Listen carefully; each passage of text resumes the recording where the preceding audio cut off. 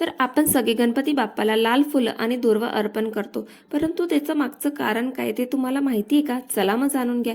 तर त्याच्या मागे धार्मिक आणि प्रतिकारात्मक अशी दोन कारण आहे. तर गणपती बाप्पाला आपण कमळ किंवा जास्वंद अर्पण करतो. तर लाल कलर हे उत्साह, शक्ती आणि भक्तीचं प्रतीक मानलं जातं. तसंच गणपती बाप्पा हे विघ्नहर्ता आणि मंगलमूर्ती असल्यानं हे फूल त्यांच्या तेजस्वी आणि शुभ स्वरूपाशी जोडले जातात. म्हणून फक्त लाल फुलं अर्पण करून त्यांच्याशी भक्त आपली भक्ती आणि श्रद्धा अर्पण करतात. तसंच दुर्वा ही गणपती बाप्पाला अतिशय प्रिय आहे.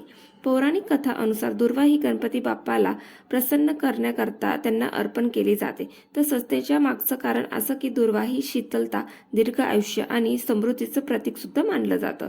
सामान्यतः गणपतीला 21 दुर्वा अर्पण केली जाते, कारण असं मानलं जातं की ह्याच्यामुळे गणपती बाप्पा लवकर प्रसन्न होतात आणि सगळ्या भक्तांच्या मनोकामना पूर्ण करतात. बोला गणपती बाप्पा मोरया.